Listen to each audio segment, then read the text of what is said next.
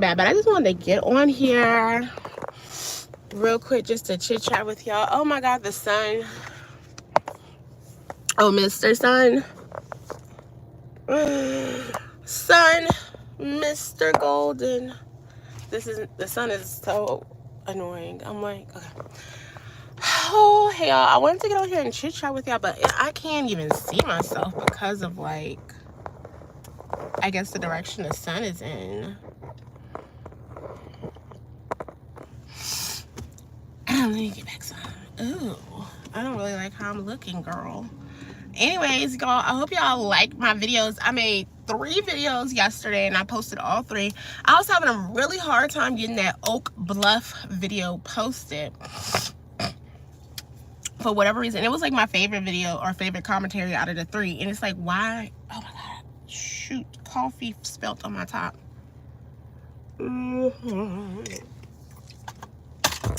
Anyways, but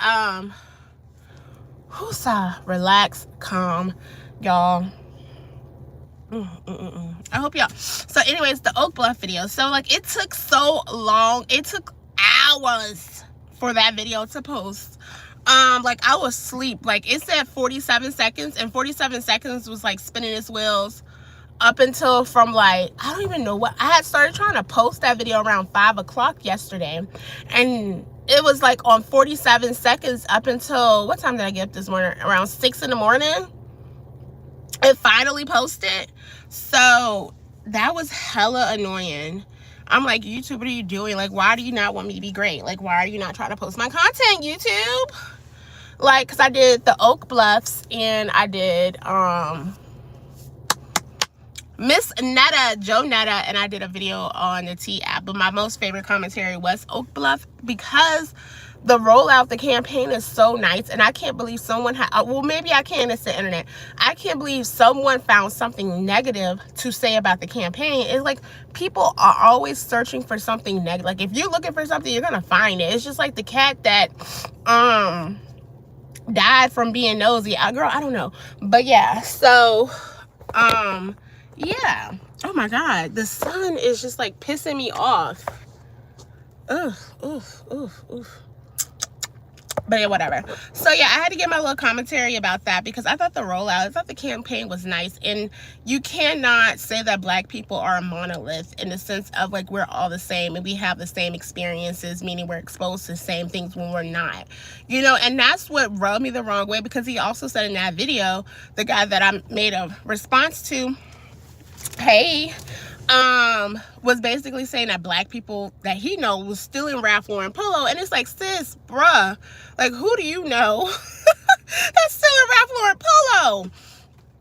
So, and then he made a, you know, he doubled down on Black people are a monolith in his opinion. But it's like, our oppression may be monolithic, but us as a whole, we have a different experience. Like, yes, we have the culture and all these things, but like, there are people who are Black and affluent, you know, and so they go to the Martha Vineyards or Oak Bluff for summer vacations. Like, you know, there are people with a high level of education who are wealthy, and they're not in sports or like an entertainer, you know.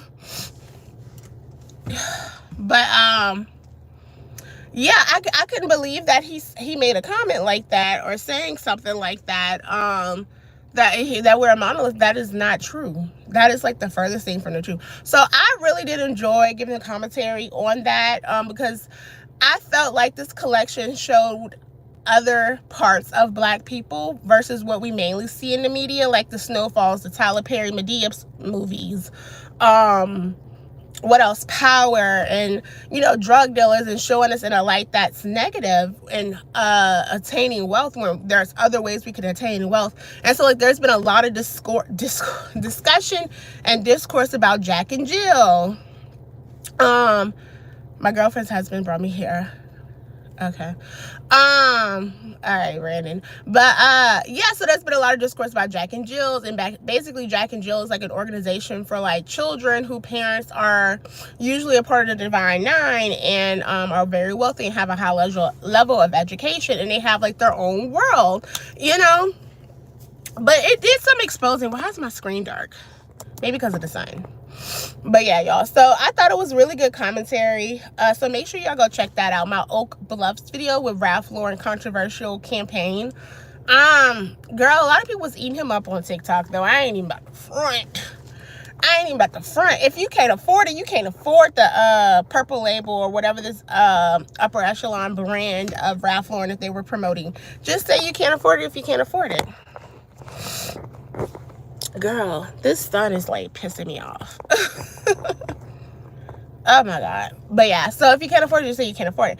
But I thought I gave good commentary on that video, so make sure y'all go check that out. The other thing I talked about was Jonetta. Girl, if y'all don't know who Jonetta is, Miss Netta is a TikToker on the Tickety Talks, and so somebody called her a Raisin Bran, you know, and what? It was something. But I made the video just because she needed a reality check, because she said that she would want to be a white woman if she had to pick, and she didn't like black women and all these negative things. We ain't gonna get into it in this video because we're on live, and I know people troll. So make sure y'all go check out that video that I did regarding that topic and that subject matter. But yeah, I just wanted to get on here and chit chat with y'all. My day is starting off really, really well. Really good day. I did a summer OOTD. It's a short, so make sure y'all go check that out too, so y'all can see like full details of like what I'm wearing today. So yeah, today is a good day. This week is going well. So far so good. Question. I'm going to Atlanta this weekend. Would y'all be interested in an Atlanta vlog? Would y'all be interested in an Atlanta vlog? Because if not, I'm not gonna do it. I'm gonna post the question also on my community post, as well, to see if y'all want that, an Atlanta vlog, and just, you know, because it might be boring because I'm gonna be around family. So like, it's nothing like amazing. Y'all are not gonna see anything amazing, or probably not any cool restaurants, because it's literally gonna be like a 24-hour trip. Like, it's a turnaround trip. So yeah. But anyways, I also want to leave this live with a message. I want to just tell y'all to do the scary stuff. Do the scary stuff. I know this is like a little bit different from what we're talking about, but I want y'all to do the scary stuff so you can grow and evolve and become a better version of who you are and step into your true life, God's purpose. Because I really truly believe I am living in my purpose and my God's purpose right now. Even though it's scary. Like today, I'm not even gonna lie, I was a little nervous today, because if you go see my summer OOTD, you'll know where I'm at and what I'm doing. I'm not gonna get into it in this live, but I was scared and I was nervous a little bit for today. I don't want to get into the details of like what happened or what it was for, but I was a little nervous, and I think that's normal for some attorneys, or most attorneys, to be nervous when you have like seemingly like a big hearing or something, you know. But just do the scary stuff and grow and evolve from it, because once you do it and you do it enough times, like that anxiety, that anxiousness, you know, it goes away, it lessens a little bit. It's like you still may have the jitters, but you know what to expect. And so that was like my experience today. I feel like because things have been going well for me, that I am in my God's purpose right now. And it's a beautiful thing. It's a scary thing. And I'm trying to enjoy the journey, you know, versus like make it to the destination. But I'm also trying to enjoy the journey, because I don't know where the destination is, where it's going to take me. I know what my goals are and I know what I want. And I made the conscious decision last year, this time, to make a switch in my practice. And it's been fabulous ever since. Like, what I was doing before was really good, and I was doing the Lord's work, and I'm still doing the Lord's work in ways, but I feel like it was a really good decision for me to switch over, because for various reasons, and I don't know if I may talk about it in another video, but I know this channel is not really about my career or what I do, and I wanted it to be that way, but it just didn't work that way, because y'all, who am I on the internet? Nobody cares what I do. But the message is really just to do the scary part and learn from it and make your mistakes early on in whatever you do. And I'll just use career as an example. You know, for so long, I was always so nervous and so afraid to make a mistake. Now, granted, if I can prevent making a mistake, I will. But you also learn from those mistakes, and you learn in those moments. I know I'm getting all preachy and stuff like that, but you learn in those moments. And Although today I was really nervous, I was overly prepared, girl. I was overly prepared. But that's okay, you know, because I know how to prepare, and I was overly prepared, and God blessed me, and God blessed my client. That's how I truly feel.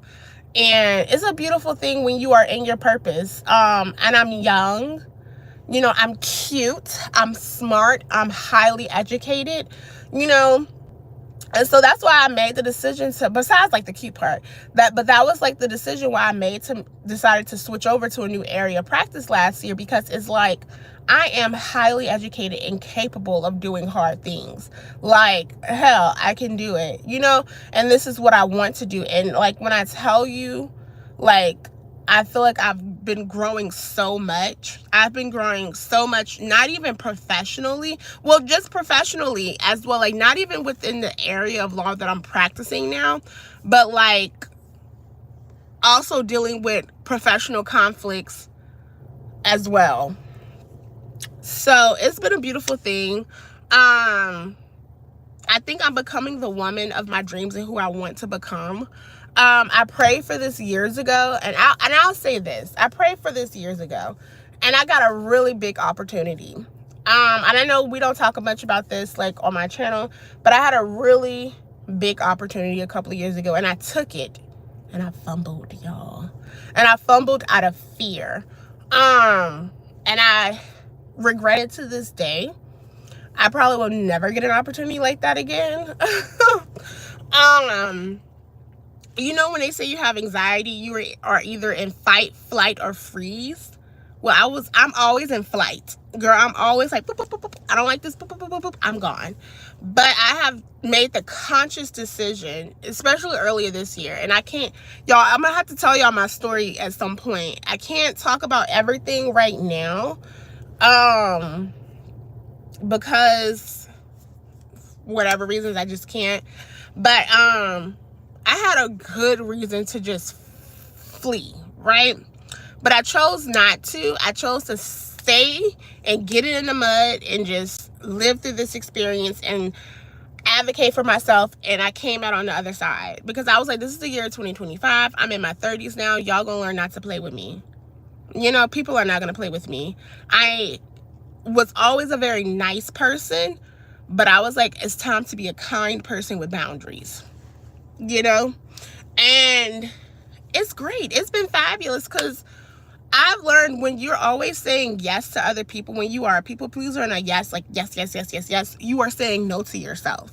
And that's what I had to learn. You know, I'm saying yes to like a heavy volume of work, going home crying and all these other things when I could have just said no. I felt like I didn't have an option, really. But like putting in boundaries has been one of the best things I could do. And if y'all don't know, there's a book called Boundaries, and I think the author is Harry Cloud. A really good book, a really fabulous book to learn about boundaries and how to implement boundaries. And it is a process. I find the hardest way for me to implement boundaries is in my personal life more than my professional life. My professional life has been really easy, but personally it's been kind of difficult for me. Especially like with my family dynamics and certain people, you know, in my family, it's been really hard. So, but I just say all this to say, y'all, just do the scary stuff. Do the scary part out loud. Make your mistakes. Make your mistakes early if you can. When you're brand spanking new, because you'll learn from it and you will grow from it. I had to reflect because I've been practicing for a couple of years now, 5 years. And right before I made that 5-year mark last year, where I was still like in my 4th year of practice, I had to question, like, how did I feel about my career? How did I feel about everything I've done thus far? And I think I've done a fabulous job. And I had to look within myself because I also read The Mountain Is You by Brianna Wiest. I read that earlier this year. I had to look within myself and say, I am the mountain that's holding me back from whatever my God's purpose is. But this was before I read the book. And so I was like,